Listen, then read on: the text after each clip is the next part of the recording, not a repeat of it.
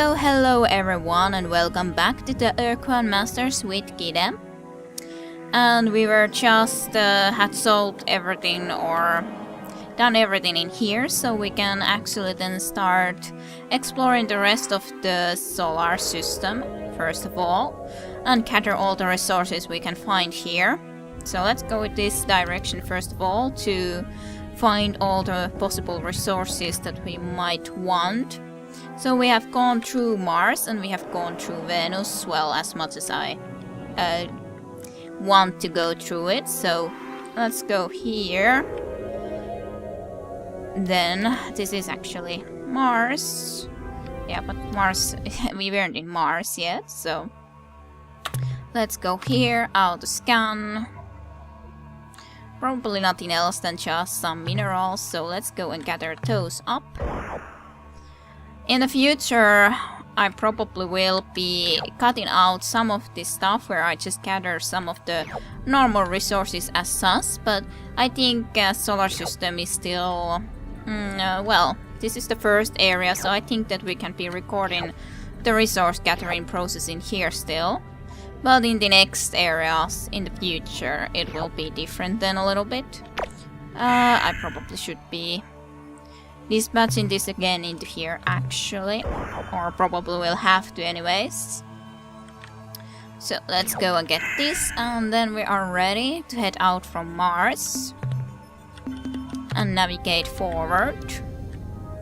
And no, not that way, into here. Let's go and explore the rest of the area as said.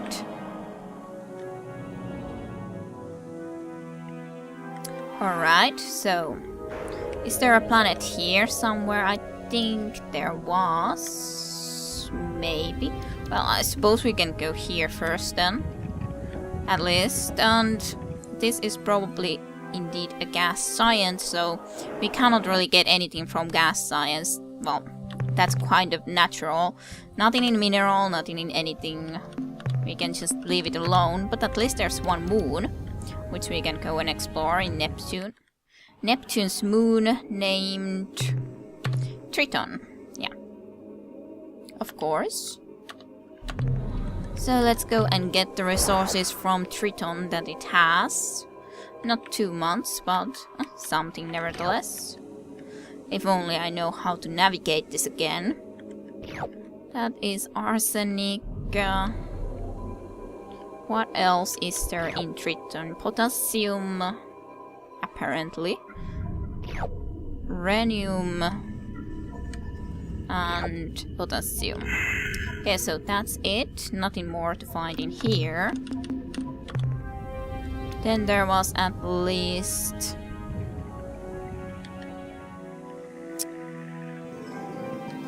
Well, now we can see this full thing, so Jupiter and Saturnus both in here still that we can go and visit before we go and head back to Earth, I think.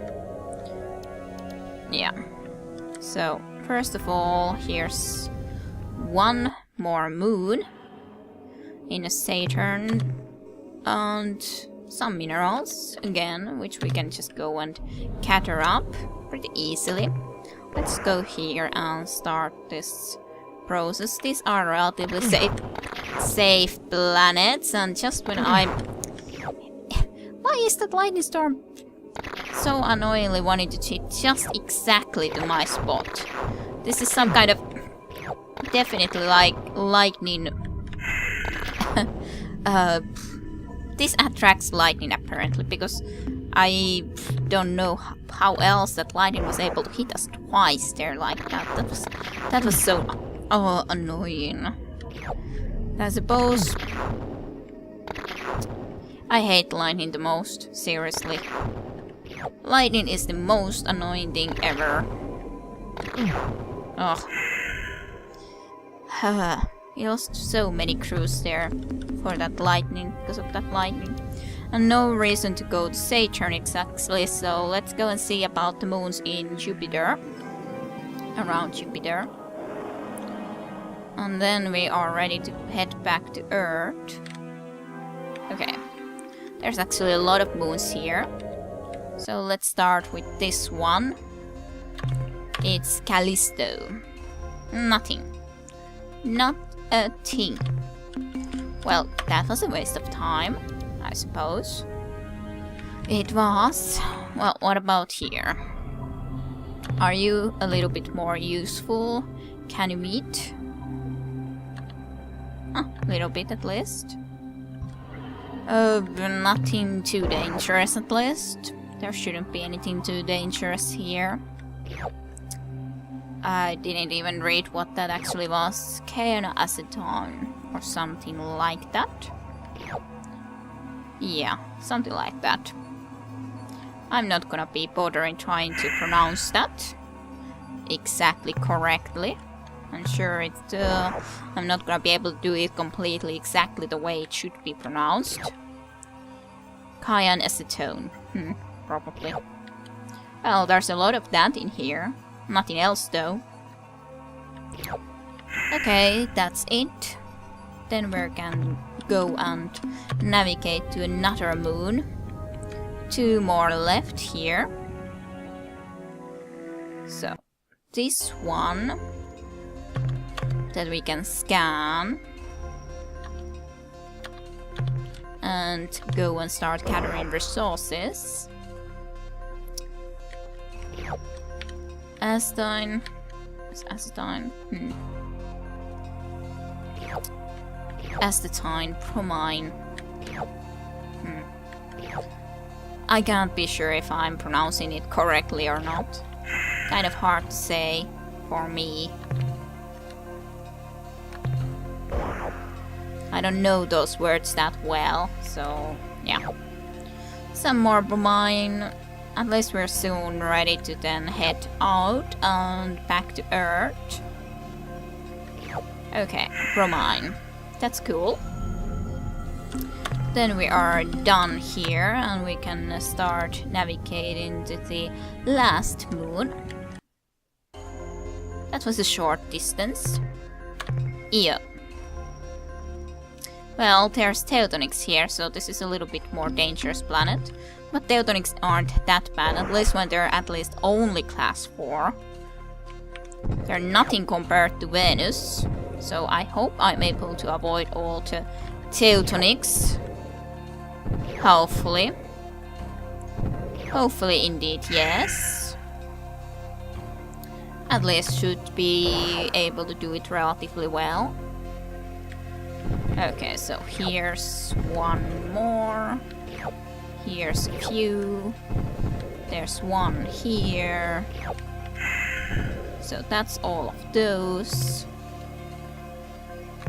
But yeah. In the future I'll be cutting more of these from different areas, this just research gatherings off, because it's not that important or interesting in the long run if we have a lot of that. I suppose we can just go and look into the Jupiter a little bit. There's that one very big storm that it has. And of course we find nothing, which is logical. A lot of storms. Weather class 8, as we can see. So yes, a lot of storms. A very, very, very big storm as well. Roaming around. Was it that that storm was something like the size of 3 Earths or something similar, if I remember correctly? I'm not 100% sure, but I think it was like that. And then back to Earth, if I'm able to maneuver here. Yes, gladly enough, I was. And then to the starbase. Back to the starbase. To talk to the commander. Welcome back, Captain. Thank you very much. So here's some of these minerals that I gathered up. Should be a relatively okay amount. Good work, Captain. Oh, thank you very much. I suppose we could be asking some more information from him as well. Certainly, Captain. What do you need to know? Well, let's see. We asked about the facilities, so I would like some historical data. What aspect of history, Captain? Let's see. I would like to know about the other starfaring races. Which group of aliens? Well, let's ask about the old Alliance first. Okay. Which race? The Sophixti. The Sophixti are a race of intelligent marsupials who had been civilized for only a few decades when the war began. They were discovered in the Delta Gorno star system by the Yehat, who adopted and then uplifted the Shofixti, giving them advanced technology and cultural definition. Shofixti are noble and fearless warriors, Captain.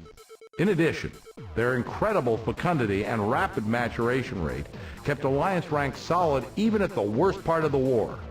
You know, I once flew as an observer aboard one of their ships on routine patrol.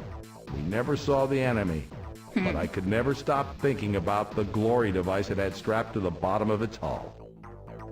Which I think was something like a self-destruction system or something like that, I think.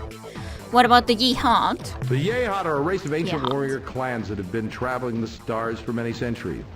Clans are highly competitive and sometimes even wage war on each other, but the clans are all loyal to the Queen and her royal family, known as the Veepzeeps. The Veepzeeps have been in power for over 2,000 years, and it is said that during their rule, the Yehat never lost a battle. Okay, well, what about the Arlu? I'd like to think I'm not a bigoted person, Captain, especially when it comes to allies, but there's just something about those Arilu that gives me the creeps. One thing I'll say for them, though, they possess some technique for moving really fast through hyperspace. They never let us know what it was, but sure beats the pants off our fastest ships. Oh, that would be useful. Well, what about the Senjutsu? The Genjutsu were leaders of the Alliance, even though they refused to accept formally the title. I don't know if their silicon-based biology is just plain superior to our old carbon models, or if their fantastic intellect were the product of an ancient, peaceful culture. Whatever the reason, I'd rather be taking orders from a Genjutsu than any other life form, absolutely. One of the more amazing things about them was they never used hyperwave communicators. They could send messages naturally, and their natural hyperwave receptors were much more sensitive than even our best units. That's interesting. Well, what about the... We didn't really get much of a chance to learn about those mechanical beings, but I'll tell you what I know. They're the product of a distant, unknown culture who sent a giant factory arc into our region of space many centuries ago.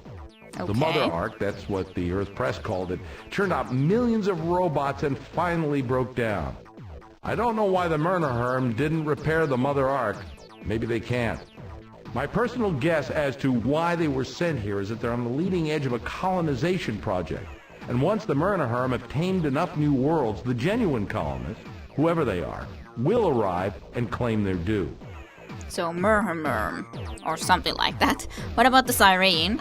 Most raw recruits saw the Siren as nothing more than warm, breathing pin-ups.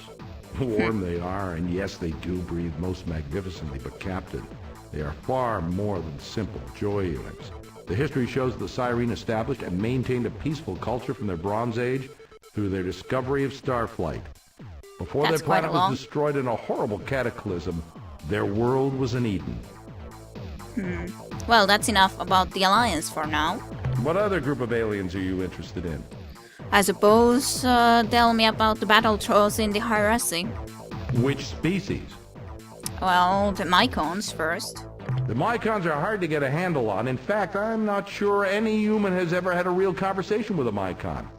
What we know of them, we've learned from their corpses, which, I may add, have a nasty habit of coming back to life when thawed out from a decompression quick freeze. Mycon ships seem to expend a significant amount of energy on life support. This is probably because the Mycon only thrive in temperatures close to the melting point of lead. As far as we know, the Mycon are the only race to actively seek out the Ur-Quan in order to become combat slaves. That's interesting. That they would want to become the combat slaves even. Well, what about the Spatians? Imagine facing a cowardly, mobile clam armed with a howitzer, and you've got a good idea of what it's like dealing with a Spathi.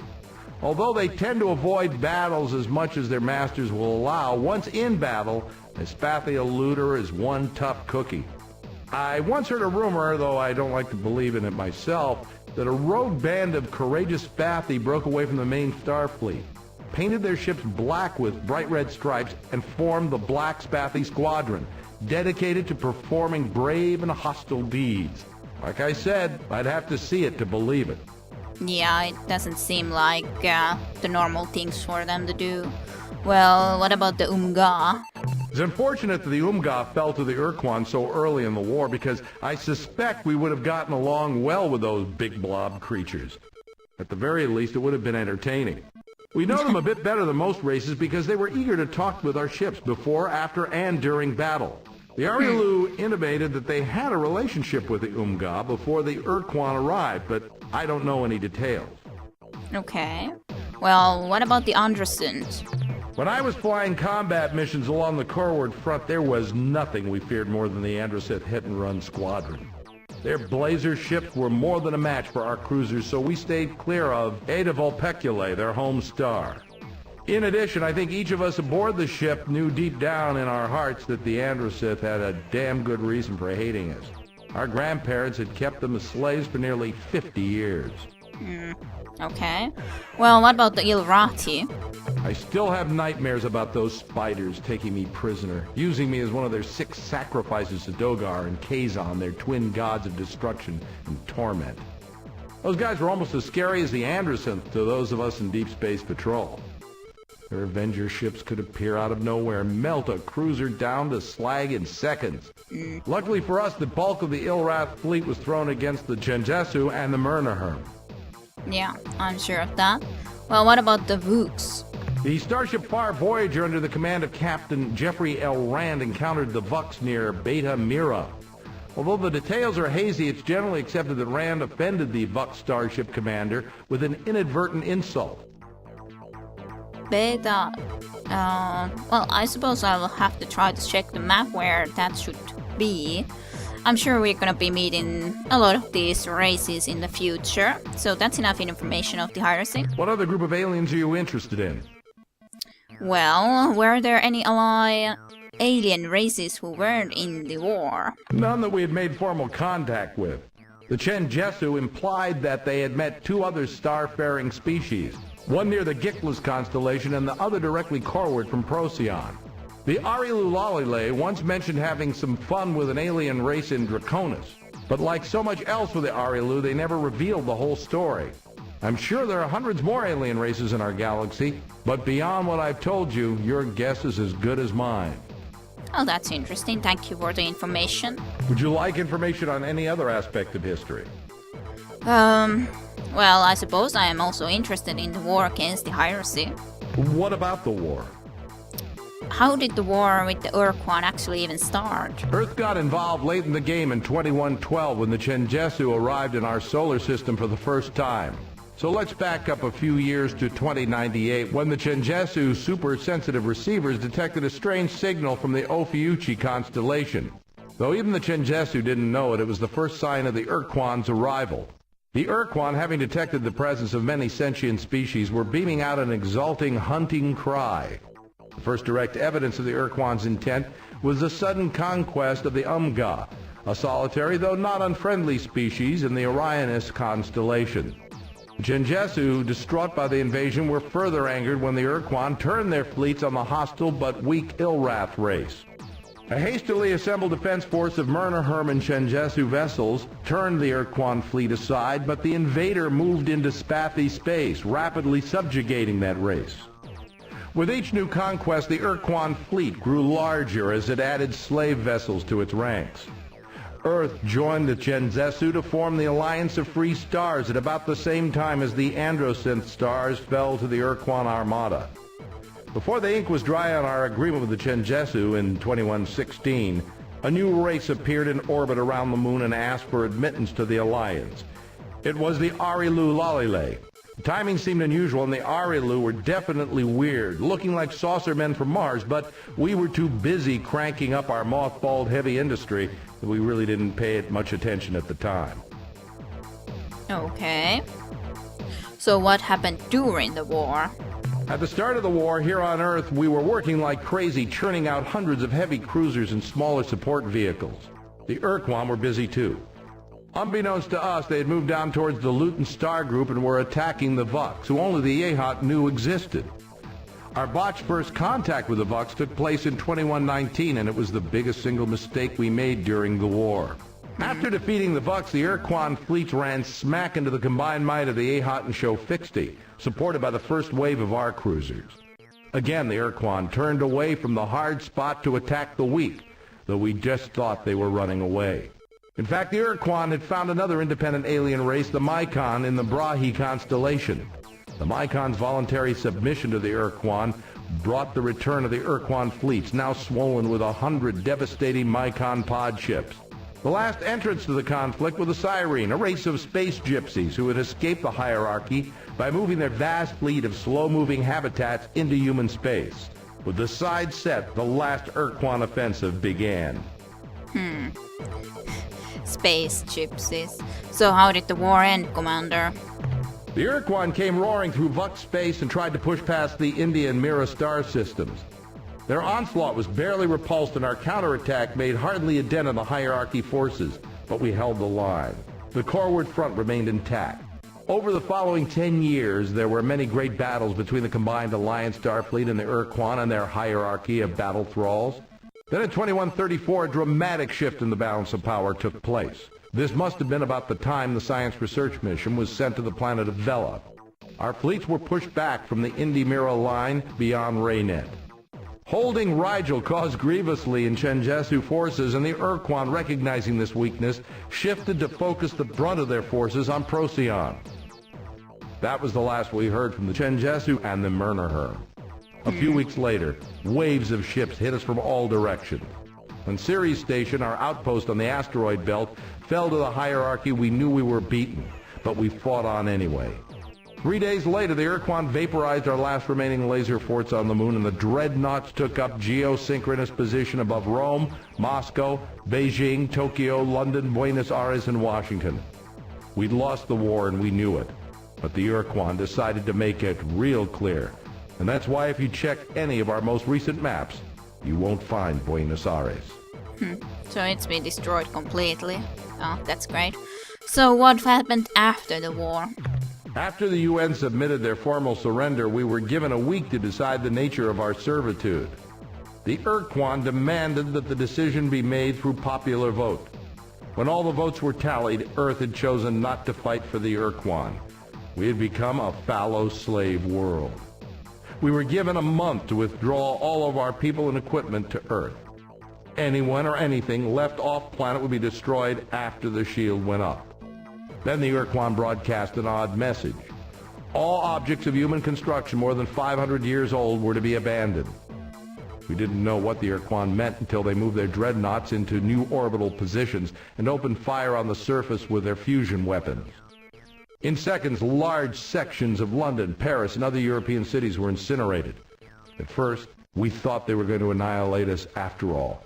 And we noticed they were also striking such targets as the Giza Pyramids, the Parthenon in Athens, and Stonehenge.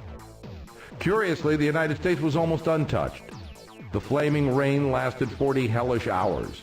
It took days after we crawled from our smoldering shelters to realize what the Ur-Quan had done. Our new masters had targeted every building, monument, or other man-made construction older than 500 years and destroyed it. In those 2 days, we lost most of the history of mankind. In some cases, the Ur-Quan destroyed places we did not even suspect were significant. From their positions in orbit, the dreadnoughts blew away a kilometer of land in central Iraq, vaporized several targets in the Amazon rainforest, punched a big hole through the Antarctic ice cap to destroy something deep under the surface, and melted a broad swath of the ocean floor in the southeastern Atlantic. Then, just a couple of days later, the shield went up, and our contact with the outside world stopped. The next time I saw the stars was 8 years ago, when I was transferred up here to be the new commander of this starbase. That's really sad that we lost so much of our history to these aliens. They must pay for what they've done. And that Antarctic base or something beneath the ice just reminds me so much of Stargate and of what they found from there. I suppose it's something like our ancient, some very important stuff that the aliens didn't want us to even think of finding when they basically left the base, this part of the space. So, but yeah, thanks for all the information, Commander. Would you like any information on any other aspect of history? Well, I suppose we should also ask the information of ancient galactic history, so as we are already asking most of the history questions, so yes. We have some data on this subject. What do you want to know about? So, what can you tell me about the precursors, anyways? Hell, you probably know more about them than I do, but here goes. About 200,000 years ago, when our great to the nth grandparents were just starting to play with stone knives and bearskins, a star-faring species suddenly appeared on the galactic scene and spread like wildfire. We found evidence of their presence just about everywhere, from an orbital platform on Alpha Centauri to a stack of data plates in a cave on Pluto to some nameless widget found in a voodoo shop in New Orleans. We never found a precursor body or even a picture of one. We can conjecture what they look like by examining the scale and layout of their equipment. Such an analysis indicates they were giants, say 5 to 8 meters tall and twice as wide. I don't know if they looked more like a brontosaur or an elephant. Anyway, about 3,000 years after the precursors made their dramatic appearance, they vanished. Poof! As far as we can tell, it took less than a decade to happen. Interesting. So what about other races from the ancient past? You mean besides the precursors? Well, the only information we have is secondhand based on some research by a Chenzesu historian that I read at the academy. Zed-Sert-Sek, the historian, found some evidence that there was a group of alien races who formed an interstellar empire not too far from here about 22,000 years ago. The only species in this empire actually lived in our region of space was a race of rock-like creatures who lived in the Vulpeculae constellation. The presence of the hostile androsynth in that part of space severely limited Zed-Sert-Sek's research. He never even found out the race's name. That's a shame. So is there any indication that aliens visited Earth in the past? Yes, there is. Aside from the precursor relics we have found on Earth, often in museums mislabeled as modern art, we've discovered disturbing evidence of much more recent visitations. Perhaps you're already aware that during the mid to late 20th century, there were unaccountable UFO sightings as well as dozens of reported encounters with alien life forms. Although we can discount many of the reports as wishful fabrication or traumatic translation, the military authorities of the time kept a secret record of the incidents which were legitimate. In each such case, the aliens are almost identical in appearance. They have white skin and minimal facial features except for huge almond-shaped eyes, which are often described as glowing or luminescent. This description fits almost perfectly the Arielu Lalile. In most of the legitimate encounters, the people involved describe being physically examined or modified by the aliens. In some cases, unusual pregnancies occurred, and in almost every instance, there were repeat visitations as though the Arielu Lalile were doing checkups on their subjects. We never got the chance to confront the Arielu Lalile about what they did to us and why. I wonder if we ever will. Well, maybe if I find them, I can ask them about it. So this is fascinating, but I must move on. Would you like information on any other aspect of history? I don't think there's anything more for you to tell, so thank you. Sure. Anything else? And I think we're gonna be leaving the rest of the stuff, if there's anything to talk, Fine. Is there anything else you need? for later. So thank you very much. Blow up an Ur-Quan for me, Captain. We'll try. Probably can't do just yet.